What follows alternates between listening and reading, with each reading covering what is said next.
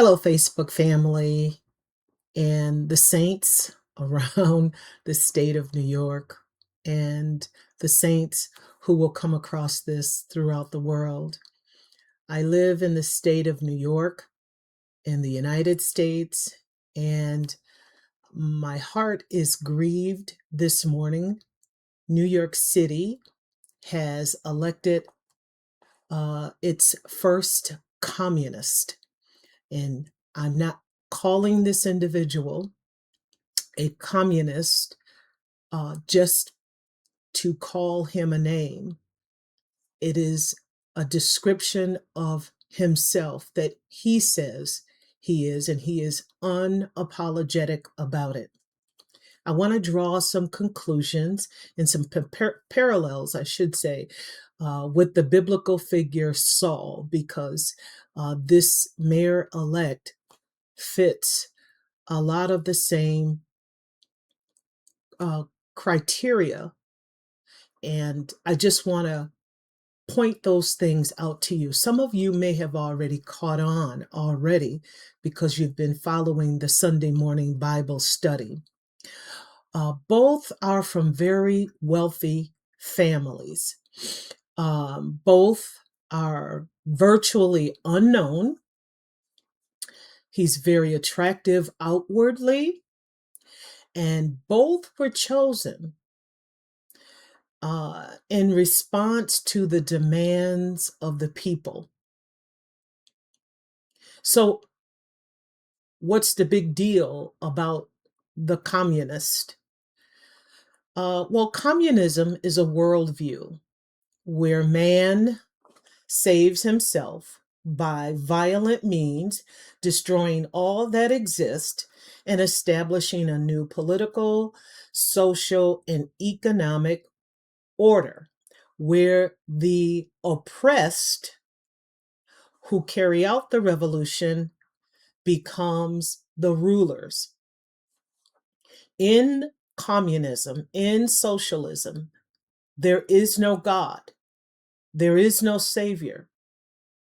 There are no moral barriers to protect those who are the comrades, the fighters in this perceived war and revolution.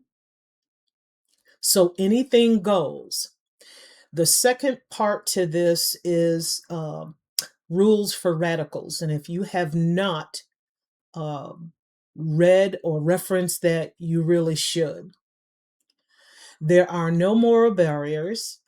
All are equal.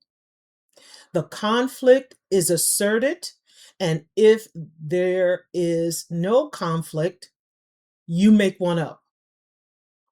So it's one of constantly being in conflict with a perceived enemy of your minority position.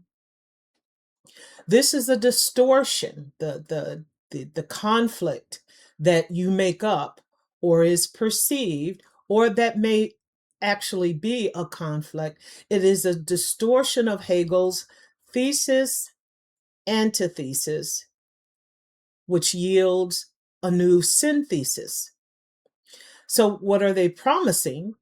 Like all the other worldviews, except the one that ends in nihilism, it's some fantasy utopia.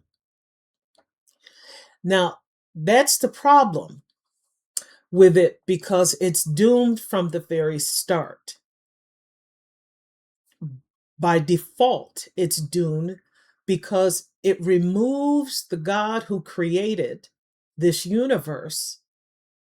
And from that alone, man is in trouble. Jesus said, "Without me, you can do nothing." He also said that the poor we will always have with us. So the promise of solving poverty is a lie. It's a lie based on reality. It's based on what Jesus has said.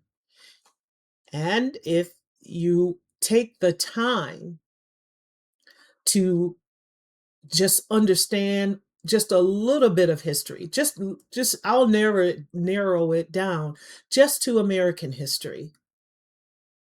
How long have we been in a war against poverty openly? Since Lyndon Johnson, he openly declared a war on poverty, and yet we still have it. Now, commune is the name taken by the French during the French Revolution. And it was those towns and those groups that had already come up and rose against their overlords and their masters. And so trying to create what in that time was called the Third Estate. Karl Marx, who is the 19th century with Engels, his friend Engels, Karl Marx, and the Engels fellow, I forget his first name escapes me, I don't know how that could happen, are behind what is called the Communist Manifesto. And he himself says there's no such thing as a democratic socialist. He actually calls them petty. But where I'd like to do at this point is just to read a little bit, and then what we're going to do is just okay, give you an idea of what's behind communism. So let's start with the proletariat, which is right here, and you should be able to see that. Let's see if I can just expand that just a little bit. I won't be here long. I'm going to do a separate stream on this topic. The proletariat will use its political supremacy to wrest by degrees all capital from the bourgeois, to centralize all instruments of production in the hands of the state, i.e., of the proletariat, organized as the ruling class, and to increase the total of productive forces as rapidly as possible.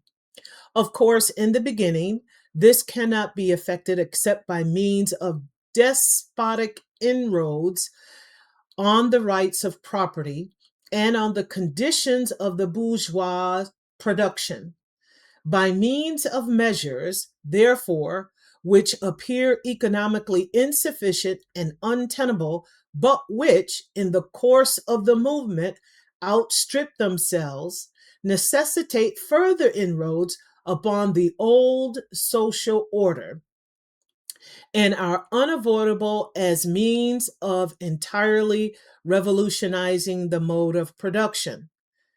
These measures will, of course, be different in different countries. Nevertheless, in most advanced countries, such as the United States and Europe, the following will be pretty generally applicable: abolition of property in land and the application of all rents of land to public purposes. You talk about repurposing something, repurposing your personal property. A heavy, progressive, and graduated income tax, abolition of all rights of inheritance, so that life insurance policy that you have on your life for your children, your wife, your husband, in the event of an unexpected demise, well, that would go to the state. Confiscation of the property of all immigrant and rebels. Now, immigrant is different from immigrant, and we talked about that in a previous lesson. Centralization of credit in the hands of the state by means of a national bank with state capital and an exclusive monopoly. Centralization of the means of communication and transport in the hands of the state. Extension of factories and instruments of production owned by the state. The bringing into cultivation of wastelands and the improvement of the soil, generally in accordance with a common plan. Equal liability of all to work. Establishment of industrial armies, especially for agriculture. Recall this is early 19th century, so that was the primary workforce in Karl Marx's day. And by the way, I am reading directly from the Communist Manifesto. Combination of agriculture with manufacturing industries, gradual abolition of the distinction between town and country by a more equal distribution of the populace over the country, hence the mass illegal immigration into the United States during the previous presidential administration. Free education for all children in public schools, abolition of children's factory labor in its present form, combination of education with industrial production, and etc., etc. When in the course of development class distinctions have disappeared and all production has been concentrated in the hands of a vast association of the whole nation, the public power will lose its political character. Political power, properly so called, is merely the organized power of one class for oppressing another. If the proletariat, during its contest with the bourgeois, is compelled by the force of circumstances to organize itself as a class, if by means of a revolution, it makes itself the ruling class, and as such sweeps away by force old conditions of production, then it will, along with these conditions, have swept away the conditions for the existence of class antagonisms and classes generally, and will thereby have abolished its own supremacy class. So there is a constant clash with others. And what I'd like to end this brief stream on, in this day, we use the terms oppressed, minority, the working class, the working family. In Karl Marx's day, it was the proletariat, who is equal to today's oppressed minority working class, and the bourgeois, which is, we refer to them as the 1%. So the overthrow of the existing order, and this is the trajectory where America is headed. And this is what the city of New York has elected their first communist, self-professed communist, and thereby our state is headed in that direction. It has never worked anywhere, and where you will follow the historical outworking of communism, what you'll find is a bloodbath.